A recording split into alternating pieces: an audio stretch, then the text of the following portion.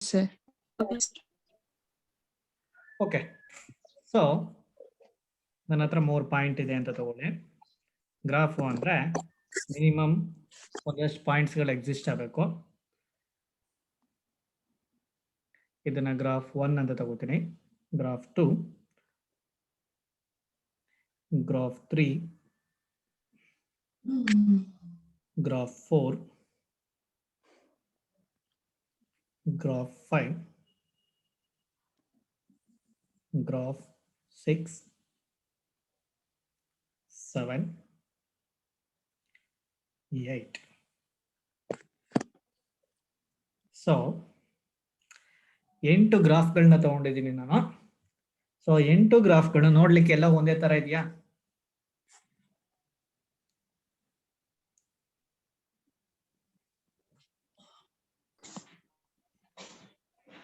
ಎಲ್ಲಾ ಗ್ರಾಫ್ ಒಂದೇ ತರ ಇದೆಯಾ ನೋಡ್ಲಿಕ್ಕೆ? Yes, sir. ಹೌದೋ ಇಲ್ವೋ ಹೇಳಿ. Yes, sir. ಮೊದಲನೇ ಗ್ರಾಫ್ನ ನಾನು ಯಾವುದೇ ಲೈನ್ ಅಥವಾ ಎಡ್ಜನ್ನ ಎಳೆಯೋಲ್ಲ, ಹಾಗೆ ಇಟ್ಕೋತೀನಿ. ಎರಡನೇ ಗ್ರಾಫಲ್ಲಿ ಇವೆರಡು ಪಾಯಿಂಟು, ಮೂರನೇದರಲ್ಲಿ ಇವೆರಡು ಪಾಯಿಂಟು, ನೆಕ್ಸ್ಟು G4 ಅಲ್ಲಿ ಇವೆರಡು ಪಾಯಿಂಟ್ನ ಜಾಯಿನ್ ಮಾಡ್ತೀನಿ. ಈಗ ನಿಮಗೆ ಎರಡು ಟೈಪ್ ಗ್ರಾಫ್ ಆಯಿತು. G1, G5, G6, G7, G8 one type ಆದರೆ G2, G3, G4 one type ಆಯಿತು. ಹೌದಲ್ವಾ? ಹೌದಲ್ವಾ? ಸೊ ನಿಮ್ಗೆ ಇಲ್ಲಿ G2, G3, G4 ನಿಮಗೆ ಸೇಮ್ ತರನೇ ಕಾಣಿಸ್ತಾ ಇದ್ರು ಕೂಡ ದೇ ಆರ್ ಡಿಫರೆಂಟ್ ಗ್ರಾಫ್ಸ್. ಅವು ಬೇರೆ ಬೇರೆ ಗ್ರಾಫು. ಯಾಕೆ ಅಂದ್ರೆ this one is A B C, A B C, A B C, A B C. So G2 ನಲ್ಲಿ there is a edge between AB, G3 ನಲ್ಲಿ an edge between BC and G4 ಅಲ್ಲಿ D ಮತ್ತು A ಮತ್ತೆ C ಮಧ್ಯದಲ್ಲಿದೆ. But they are different graph but look like a similar graph. ಅವನು ನೋಡೋದಕ್ಕೆ same ತರ ಕಾಣಿಸ್ತಾ ಇದೆ. ಅದೇ ರೀತಿ ನೆಕ್ಸ್ಟ್ G5, G7, G6 ಅಲ್ಲಿ ಈ ರೀತಿ ಲೈನ್ ನಾನು ಜಾಯಿನ್ ಮಾಡ್ತಾ ಹೋಗ್ತೀನಿ.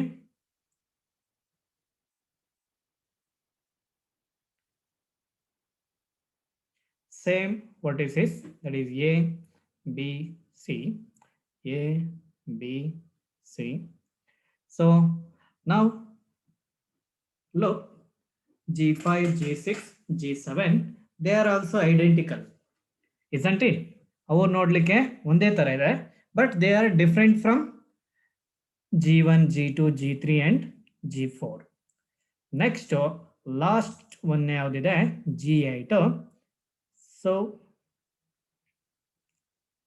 this one is the G8 graph. So ನಾನು 3 points ನ ತಗೊಂಡಿದ್ದೀನಿ, 3 vertices ನ ತಗೊಂಡು I construct around 4 graphs. That means 1, 2, 3, one graph, 1, 2, another graph, 1, 2, one more graph, this. So ಇಲ್ಲಿ ನಾವು ಗಮನಿಸಬೇಕಾಗಿರೋದು 3 ಪಾಯಿಂಟ್ಸ್ ಇಂದ ಡಿಸ್ಟಿಂಕ್ಟ್ ಅಂದ್ರೆ ಬೇರೆ ಬೇರೆ ಕಂಪ್ಲೀಟ್ ಆಗಿ ಡಿಸ್ಟಿಂಕ್ಟ್ ಆಗಿರುವಂತ ಗ್ರಾಫ್ಗಳನ್ನ ನಾವು ಎಷ್ಟನ್ನ ಜನರೇಟ್ ಮಾಡ್ಬೋದು? 1, 2, 3, 4. But when we label them, so ಇಲ್ಲಿ ಇರುವಂತ ಎರಡನೇ ಗ್ರಾಫ್ನ ನಾವು ಲೇಬಲ್ ಮಾಡಿದಾಗ ವಿ ಗೆಟ್ 3 more graphs. ಎರಡನೇ ಗ್ರಾಫ್ನ ನಾವು ಲೇಬಲಿಂಗ್ ಮಾಡಿದಾಗ we have more 3 graphs, that is G2, G3, G4. ಅದೇ ರೀತಿ ಮೂರನೇ ಗ್ರಾಫ್ನ ನಾವು ಲೇಬಲಿಂಗ್ ಮಾಡಿದ್ರೆ we get G5, G6, G7 graph ನಮಗೆ ಸಿಗ್ತಾ ಹೋಗುತ್ತೆ. ಸೊ ಇವುಗಳನ್ನ ನಾವೇನಂತ ಕರಿತೀವಿ ಅಂದ್ರೆ ಐಸೋಮಾರ್ಫಿಕ್ ಗ್ರಾಫ್ ಅಂತೇಳಿ ಕರಿತೀವಿ. ಇಂಥ ಗ್ರಾಫ್ಗಳನ್ನ ನಾವೇನಂತ ಕರಿತೀವಿ ಅಂದ್ರೆ ಐಸೋಮಾರ್ಫಿಕ್ ಗ್ರಾಫ್ಸ್. ಅಂದ್ರೆ ನಮ್ಮ ಹತ್ರ ಇರೋ ಗ್ರಾಫ್ಸ್ಗಳು even labelling after labelling also they have to similar. So labelling ಆದ್ಮೇಲೂ ಕೂಡ ಅವು ಸಿಮಿಲರ್ ಆಗಬೇಕು. ಇಲ್ಲಿ ನಾವು ಮ್ಯಾಪಿಂಗ್ ಏನಾದರೂ ಕನ್ಸ್ಟ್ರಕ್ಟ್ ಮಾಡ್ತು ಅಂದ್ರೆ G2 ಮತ್ತೆ G3 ಮಧ್ಯೆ ಮ್ಯಾಪಿಂಗ್ನ ನಾವು ಕನ್ಸ್ಟ್ರಕ್ಟ್ ಮಾಡ್ತು ಅಂದ್ರೆ A to C, sorry C to A, next B to C, next A to B. ಈ ರೀತಿ ನಾವು ವರ್ಟೆಕ್ಸ್ ಟು ವರ್ಟೆಕ್ಸ್ ಮ್ಯಾಪಿಂಗ್ ಮಾಡ್ಬೋದು. AB to BC ಈ ರೀತಿ ಮ್ಯಾಪಿಂಗ್ ಮಾಡ್ಬೋದು. ಸೊ ಸಚ್ ಒಂದು ವರ್ಟೆಕ್ಸ್ ಸೆಟ್ ಇಂದ ಇನ್ನೊಂದು ವರ್ಟೆಕ್ಸ್ ಸೆಟ್ಗೆ ಕಂಪ್ಲೀಟ್ ಆಗಿ ಯುನೀಕ್ ಮ್ಯಾಪಿಂಗ್ ಇರಬೇಕು. ಅದೇ ರೀತಿ complete edge set to edge ಸೆಟ್ಗೆ ಯುನೀಕ್ ಮ್ಯಾಪಿಂಗ್ ಇರಬೇಕು. ಈ ಕಡೆ ಮ್ಯಾಪಿಂಗ್ ಅಲ್ಲಿರುವಂತಹ ಎಡ್ಜಸ್ಗಳಿಗೂ ಆ ಕಡೆ ಮ್ಯಾಪ್ ಅಲ್ಲಿರುವಂತಹ ಎಡ್ಜಸ್ಗಳಿಗೂ ಮ್ಯಾಪಿಂಗು ಮೀನ್ಸ್ ಫಂಕ್ಷನ್ ಎಕ್ಸಿಸ್ಟ್ ಆಗಬೇಕು. That should be a unique. And edge means vertices ಮಧ್ಯನೂ ಕೂಡ ಆ ಫಂಕ್ಷನ್ಸ್ಗಳು ಎಕ್ಸಿಸ್ಟ್ ಆಯಿತು ಅಂದ್ರೆ such graphs we called as a isomorphic graphs ಅಂತೇಳಿ ಕರಿತಾ ಹೋಗ್ತೀವಿ. So one more example.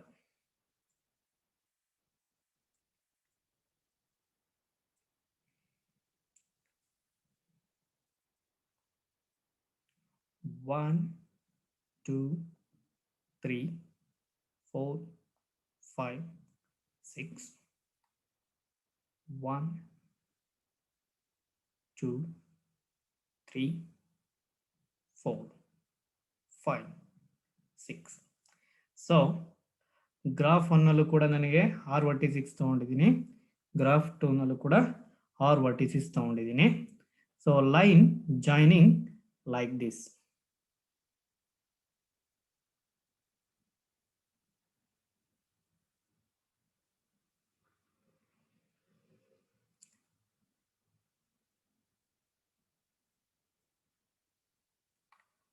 So ಇಲ್ಲೊಂಚೂರು ಸ್ಟ್ರೈಟ್ ಲೈನ್ ಕೈಲೇ ಎಳಿತಾರೆ, ಅದರಿಂದ ಸ್ಟ್ರೈಟ್ ಬರಲ್ಲ, ಸರಿನಾ?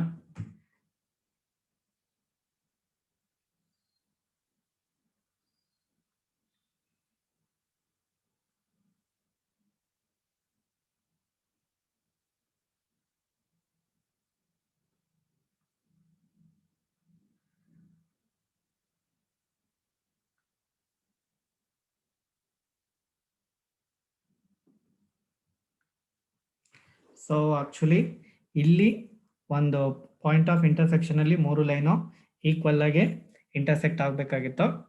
ನನ್ನ ಅದರಲ್ಲಿ ಲೈನ್ಗಳು ಒಂಚೂರು ಲೆಂತ್ ಬ್ರೆಡ್ತ್ ಒಂಚೂರು ವೇರಿಯೇಷನ್ ಆಗಿರೋದ್ರಿಂದ ಪಾಯಿಂಟ್ ಆಫ್ ಇಂಟರ್ಸೆಕ್ಷನ್ ಸ್ವಲ್ಪ ಹೊರಟೋಗಿದೆ. But they are not meet at a centre. ಇಲ್ಲಿ ಸೆಂಟ್ರಲ್ಲಿ ಅವುಗಳು ಮೀಟ್ ಆಗಿಲ್ಲ, ಜಸ್ಟ್ 1/1 ಹೋಗಿದೆ ಅಷ್ಟೇನೆ. ಈಗ ನಾನು ಅವಕ್ಕೆ ಲೇಬಲಿಂಗ್ ಕೊಡ್ತೀನಿ. A B C D E F. ಇಲ್ಲಿ L M N O P Q. Are these two isomorphism. ಇವೆರಡು ಐಸೋಮಾರ್ಫಿಸಮ್.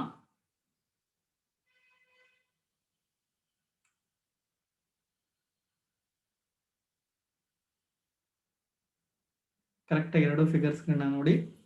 R these two are ಐಸೋಮಾರ್ಫಿಕ್.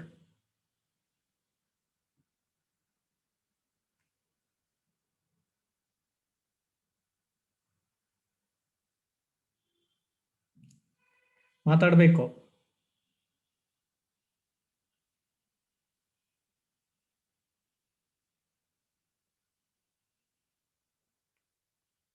ಇವೆರಡು ಕೂಡ ಐಸೋಮಾರ್ಫಿಕ್.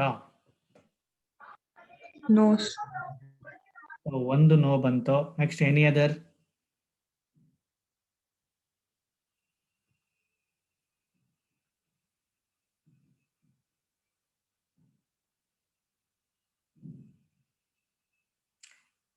ಗ್ರಾಫ್ 1 ಗ್ರಾಫ್ 2 ಐಸೋಮಾರ್ಫಿಕ್ ಅಂತ ಕೇಳ್ತಾ ಇದ್ದೀನಿ.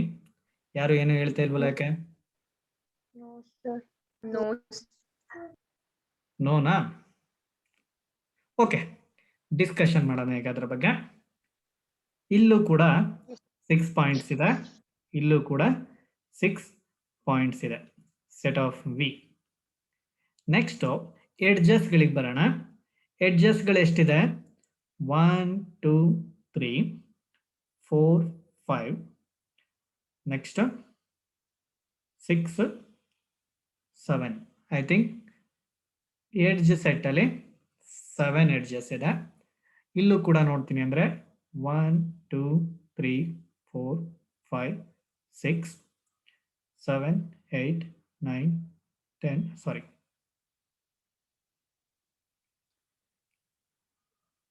1 2 3 4 5 6 plus 3, 6 plus 3 is 9 ಎಡ್ಜಸ್ ಇದೆ. ಇಲ್ಲಿ ನಾನು ಇವೆರಡರ ಮಧ್ಯೆ ಒಂದು ಲೈನ್ ಎಳೆದನ್ನ ಮರ್ತಿದ್ದೀನಿ. ಸೊ ಈಗ ಹೇಳಿ, ಆರ್ ದೀಸ್ ಟು, ಇಲ್ಲಿ ಎಷ್ಟಾಯ್ತು? ಸಾರಿ, ಇಲ್ಲಿ ಎಡ್ಜಸ್ಗಳ ಸಂಖ್ಯೆ 9, ಇಲ್ಲಿ ಎಡ್ಜಸ್ಗಳ ಸಂಖ್ಯೆ ಇದರಿಂದ 3, 1 ಬೇರೆ ಇದರಿಂದ ಮಾರ್ಕ್ ಮಾಡ್ಕೊಳ್ಳೋಣ. 1 2 3 4 5, ನೆಕ್ಸ್ಟ್ 6 7 8 9. ಇದರಲ್ಲೂ ಕೂಡ 9 ಎಡ್ಜಸ್ ಇದೆ. 7 ಎಡ್ಜಸ್ ಇದೆ, ಇಲ್ಲೂ ಕೂಡ 7 ಎಡ್ಜಸ್ ಇದೆ. So number of vertices is equals to number of vertices in G1 and G2. ಇಲ್ಲೂ ಕೂಡ 9 ಇದೆ, ಇಲ್ಲೂ ಕೂಡ 9 ಇದೆ. So then I mapping A to L and B to N and C to P. And D to M, D ಇಂದ M ಗೆ, E ಇಂದ O ಗೆ, F ಇಂದ Q ಗೆ. A to M, sorry A to L ತಗೋತಾ ಇದ್ದೀನಿ, and B to N and C to O and D to N, E to P. C to P. Yes, C to P. ಅಲ್ಲೇನೆ miss ಆಗಿದೆ. C to P. Next D to M and E to O and F to Q. ಈ ರೀತಿ mapping ಮಾಡಿದ್ರೆ ಆಗ ಅವೆರಡು ಐಸೋಮಾರ್ಫಿಕ್ ಆಗುತ್ತೋ ಇಲ್ವಾ? Yes, sir. So ನಾವು ಗ್ರಾಫ್ನ ಈ ರೀತಿ ಮ್ಯಾಪ್ ಮಾಡ್ತೀವಿ ಅಂದರೆ ಅದು ಐಸೋಮಾರ್ಫಿಕ್ ಆಗುತ್ತೆ. ಏನಿಲ್ಲ, ಈ ಕ್ಯೂ ಮತ್ತೆ ಎನ್, ಇಲ್ಲಿ ಬಿ ಮತ್ತೆ ಇಗೆ ಯಾವುದಿದೆ? ಬಿಗೆ ಎನ್ ಇದೆ, ಇಗೆ ಯಾವುದಿದೆ? ಓ ಇದೆಯಾ?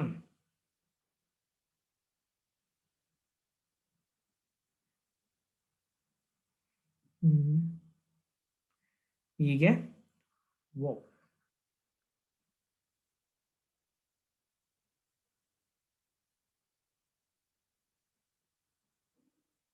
ಇಲ್ಲಿ ಮ್ಯಾಪಿಂಗ್ ಅಲ್ಲಿ ಸ್ವಲ್ಪ ವ್ಯತ್ಯಾಸ ಆಗಿದೆ. we have to map like that.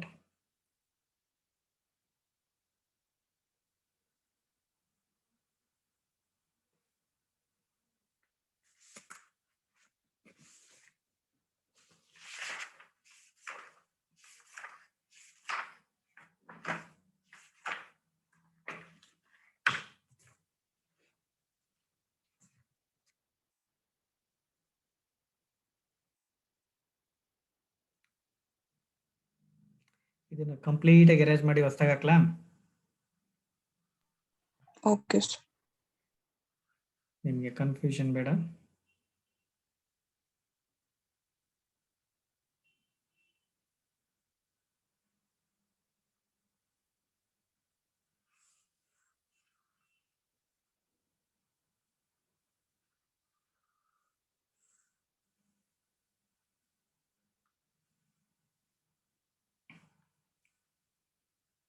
1 2 3 1 2 3 this one this one this this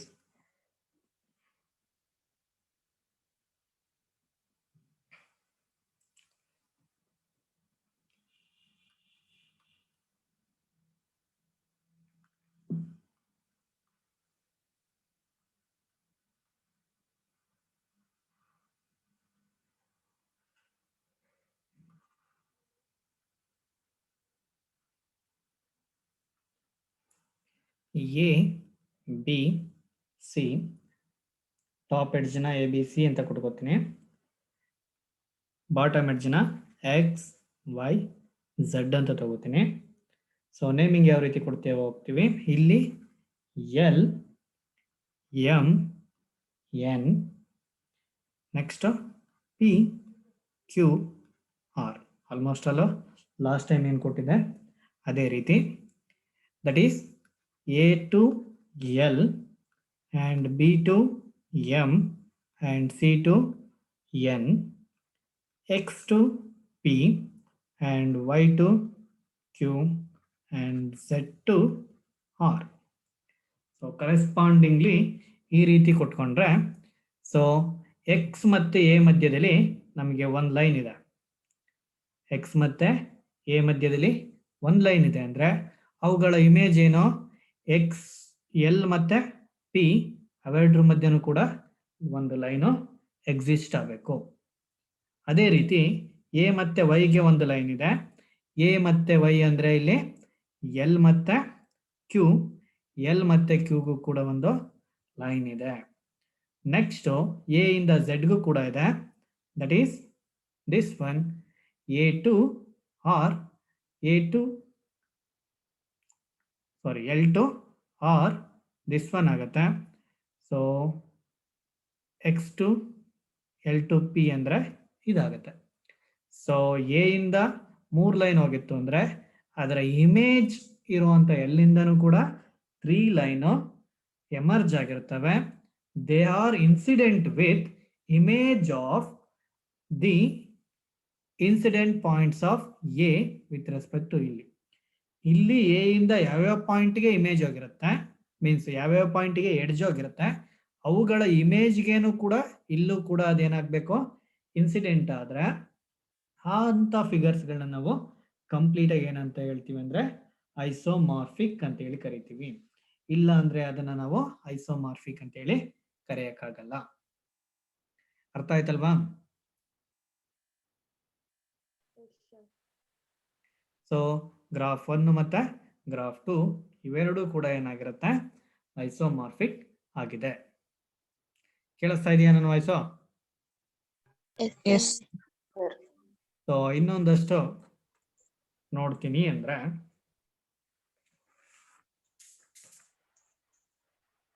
4 point graphs 1 2 3 4 ಇದು A B C D. We have one graph A to B and this one and this.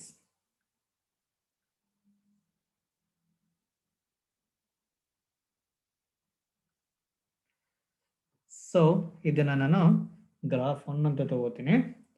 Next ಅದೇ ರೀತಿ another 4 point 1 2 3 4.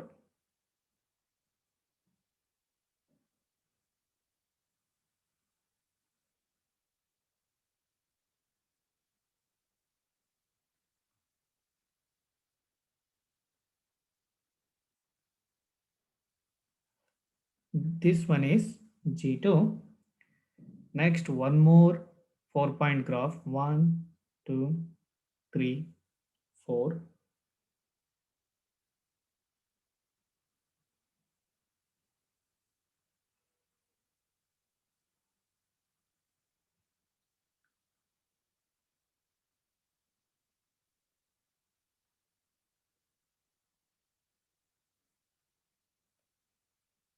One more 4 line graph 4-point graph.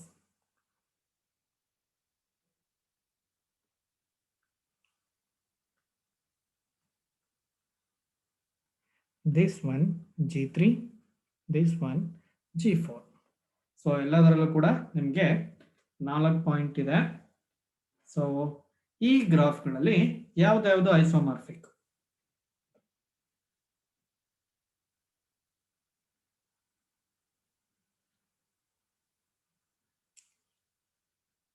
Which graphs are isomorphic here?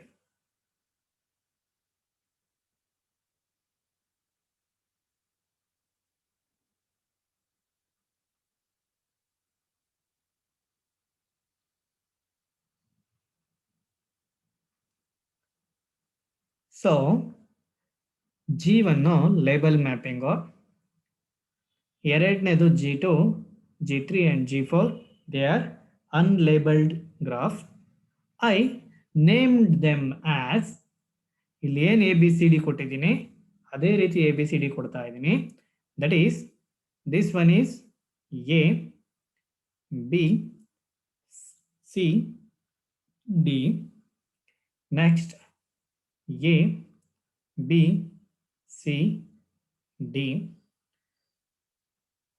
A, B, C, D. So ಈಗ naming ಕೂಡ ಮಾಡಿದ್ದೀನಿ, means labelled graph. ಈಗ labelled ಗ್ರಾಫ್ನ ನೋಡಿ, are these ಐಸೋಮಾರ್ಫಿಕ್? ಇವುಗಳು ಐಸೋಮಾರ್ಫಿಕಾ? Yes, sir. So ಎಲ್ಲವೂ ಕೂಡ ಒಂದಕ್ಕೊಂದು ಐಸೋಮಾರ್ಫಿಕಾ? Yes, sir. ಸೊ ಎಸ್, ಈ 4 ಗ್ರಾಫ್ಸ್ಗಳು ಒಂದಕ್ಕೊಂದು ಐಸೋಮಾರ್ಫಿಕ್ಕು. ನೀವು ಯಾವುದೇ ಗ್ರಾಫ್ನ ನೋಡಿ, ಎ ಟು ಸಿ ಒಂದು ಡೈರೆಕ್ಟ್ ಲೈನ್ ಇದೆ. A to C we have one direct line and remaining one complete cycle A B C D in ಪ್ರತಿಯೊಂದರಲ್ಲೂ ಇದೆ. ಇನ್ನು remaining a complete cycle A B C D D A. ಅದೇ ರೀತಿ A B B C C D D A B B C C D D A B B C C D D A. ಆ complete cycle ಕೂಡ ಅದೇ ರೀತಿ ಇದೆ. So ಈ ರೀತಿ ಈ ಕಂಪ್ಲೀಟ್ ಸೆಟ್ನ ನಾವೇನಂತ ಕರಿತೀವಿ?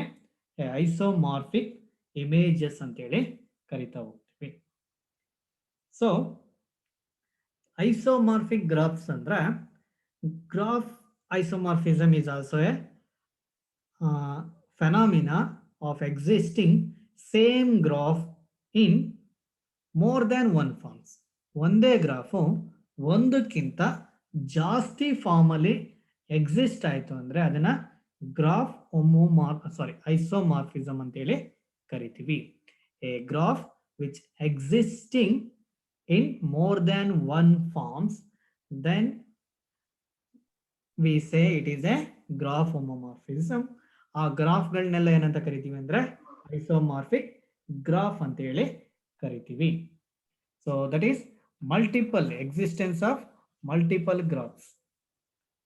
ಸೊ ಈಗ ನಾನು ಹೇಳಿದ್ದು ಆಲ್ಮೋಸ್ಟ್ ಆಲ್ ನಿಮಗೆ ಐಡೆಂಟಿಫೈ ಮಾಡೋದು ತುಂಬಾ ಕಷ್ಟ ಆಯಿತು, ವೆದರ್ ದೇ ಐಸೋಮಾರ್ಫಿಕ್ ಆರ್ ನಾಟ್ ಅಂತ ಹೇಳಿ. ಬಟ್ ನಾವು we discussed on ಅವನ್ನ ಹೇಗೆ ಐಸೋಮಾರ್ಫಿಕ್ ಹೌದೋ ಇಲ್ವೋ ಅಂತೇಳಿ ಕಂಡುಹಿಡಿಯುತ್ತೆ. ಅದಕ್ಕೆ ಒಂದಷ್ಟು ರೂಲ್ಸ್ ಇದೆ. ಆ ರೂಲ್ಸ್ನ ನಾವು ನೆಸೆಸರಿ ಆ್ಯಂಡ್ ಸಫಿಷಿಯೆಂಟ್ ಕಂಡೀಷನ್ಸ್ ಅಂತೇಳಿ 2 ಪಾರ್ಟ್ ಮಾಡ್ತೀವಿ. ನೆಸೆಸರಿ ಅಂದರೆ compulsory they have to follow such condition. Sufficient ಅಂದರೆ ಆ ಕಂಡೀಷನ್ ಓಲ್ಡ್ ಆದರೆ ಮಾತ್ರ ಅದು ಐಸೋಮಾರ್ಫಿಕ್ ಆಗಿರುತ್ತೆ ಅಂತೇಳಿ. ನೆಸೆಸರಿ ಓಲ್ಡ್ ಆದ ಕೂಡಲೇ ಅದು ಐಸೋಮಾರ್ಫಿಕ್ ಆಗಿರ್ತವೆ ಅಂತ ನಾವು ಹೇಳಕ್ಕಾಗಲ್ಲ. Including means necessary plus sufficient ಎರಡೂ ಸ್ಯಾಟಿಸ್ಫೈ ಆಯಿತು ಅಂದರೆ then we say those are given graphs are isomorphic ಅಂತೇಳಿ ಕರಿತಾ ಹೋಗ್ತೀವಿ. So let's we see necessary and sufficient condition to say given maps are isomorphic.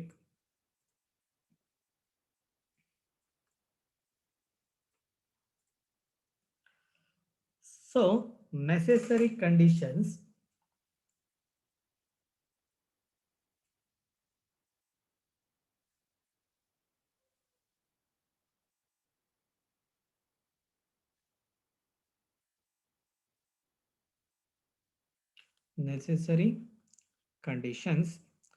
So ಮೊದಲನೇ condition, number of vertices in both graphs or must be same. So ಎರಡೂ graph ಅಲ್ಲೂ ಕೂಡ number of vertices ಏನಾಗಿರ್ಬೇಕು, same ಆಗಿರಬೇಕು. That means V of G1 is equals to V of G2 in number. So ಅವೆರಡು same to same ಇರಬೇಕಾಗಿಲ್ಲ. Number means number of vertices should be same. So ಅದನ್ನ N of VG1 and N of VG2 ಅಂತ ಹೇಳ್ತೀವಿ. ಅದೇ ರೀತಿ second one N of E of G1 must be equals to n of e of G2. So edge ಫ್ಯಾಮಿಲಿನಲ್ಲಿ ಏನೇನು ಬರುತ್ತೆ ಅಷ್ಟು numbers, ಎಷ್ಟು ಎಡ್ಜಸ್ಗಳಿರುತ್ತೆ ಅಷ್ಟೇ ಎಡ್ಜಸ್ಗಳು ಎರಡೂ ಗ್ರಾಫಲ್ಲೂ ಇರಬೇಕು. That means number of edges in both the graphs must be same. Number of edges in both the graph must be same. Next ನಿನ್ನೆ ನಾನು ನಿಮ್ಗೆ ಒಂದು ಡೆಫಿನಿಷನ್ ಹೇಳಿದೆ, that is degree of sequence, degree sequence of A graph. Degree sequence of A graph. So ಇಲ್ಲಿ degree sequence ತಗೊಂಡ್ರೆ both graph has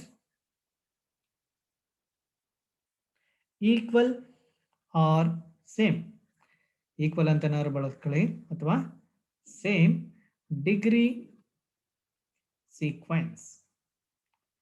ಎರಡೂ ಗ್ರಾಫಿಗೂ ಕೂಡ ಸೇಮ್ ಡಿಗ್ರಿ ಸೀಕ್ವೆನ್ಸ್ ಏನಾಗಬೇಕು, ಎಕ್ಸಿಸ್ಟ್ ಆಗಬೇಕು. Fourth one, if there exist a K cycle, if there exists a k cycle in G1, then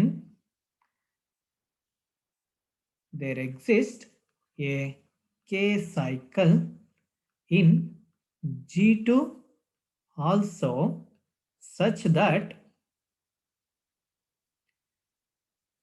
if k cycle formed by V1, V2, V3 and so on, Vk of G1, then the corresponding G2 ನಲ್ಲಿ K cycle exist ಆಗುತ್ತಲ್ಲ, ಅವುಗಳು f of V1, f of V2, and so on, f of Vk ಇಂದನೇ ಏನಾಗಿರಬೇಕು, exist ಆಗಬೇಕು. There is a K cycle in G1 with respect to V1, V2, V3 and so on, Vk. Then there is also a K cycle in G2 with respect to f of V1, f of V2 and so on, f of Vk. So ಈ ನಾಲ್ಕು conditions ನಾವೇನಂತ ಕರಿತೀವಿ ಅಂದ್ರೆ necessary condition. So necessary condition ಅಲ್ಲಿ number of vertices equal, so number of edges equal, ಅದಾದ ನಂತರ degree of sequence ಕೂಡ equal ಆಗಿರಬೇಕು. ನೆಕ್ಸ್ಟ್ ಕೆ ಸೈಕಲ್ ಜಿ ನಲ್ಲಿ ಎಕ್ಸಿಸ್ಟ್ ಆಯ್ತು ಅಂದ್ರೆ ಯಾವ ವರ್ಟಿಸಸ್ ಇಂದ ಕೆ ಸೈಕಲ್ ಎಕ್ಸಿಸ್ಟ್ ಆಗುತ್ತೆ ಅವುಗಳ ಇಮೇಜ್ ಇಂದ G2 ನಲ್ಲೂ ಕೂಡ ಕೆ ಸೈಕಲ್ ಏನಾಗಬೇಕು, ಎಕ್ಸಿಸ್ಟ್ ಆಗಬೇಕು. This is the necessary condition. Then sufficient condition. ಇಲ್ಲಿ ಸಫಿಶಿಯಂಟ್ ಕಂಡೀಷನ್ ಅಲ್ಲಿ 3 ಕಂಡೀಷನ್ ಇದೆ, ಬಟ್ ದೇರ್ ಈಸ್ ಒಂದು ಎಕ್ಸಿಸ್ಟ್ ಆದ್ರೆ ಸಾಕು.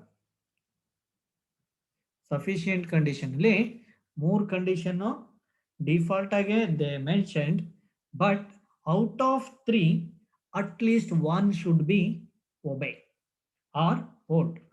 ಸೊ ಒಂದು ಕಂಡೀಷನ್ ಓಲ್ಡ್ ಆದ್ರೆ ಸಾಕು, ನಾವು ಅದನ್ನ ಐಸೋಮಾರ್ಫಿಕ್ ಅಂತ ಹೇಳಿ ಕರಿತೀವಿ. ದಟ್ ಈಸ್ ಮೊದಲನೇದು complement graphs are ಐಸೋಮಾರ್ಫಿಕ್. Compliment graphs ಗಳೇನಾಗಿರ್ಬೇಕು, ಐಸೋಮಾರ್ಫಿಕ್ ಆಗಿರಬೇಕು. Okay, next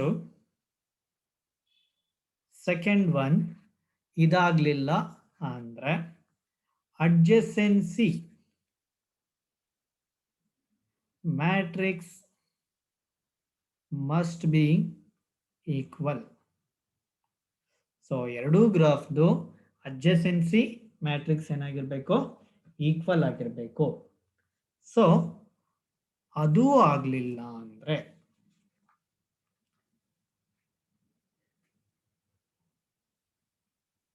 if there exist a subgraphs in G1 by deleting some matrices capital V and their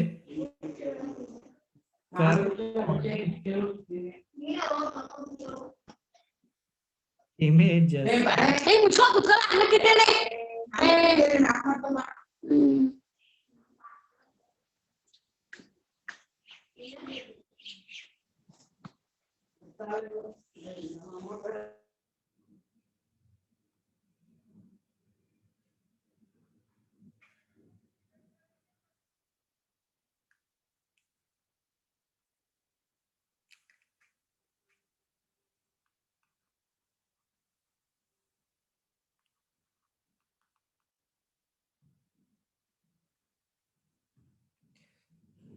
so ಮೂರನೇ ಕಂಡೀಷನ್ ಏನು ಅಂದ್ರೆ ಸಬ್ ಗ್ರಾಫ್ಗಳನ್ನ ನಾವು ಕನ್ಸಿಡರ್ ಮಾಡಿದಾಗ ಅವುಗಳ ಇಮೇಜಸ್ ಕೂಡ ಏನಾಗಿರ್ಬೇಕು, ಐಸೋಮಾರ್ಫಿಕ್ ಆಗಿರಬೇಕು.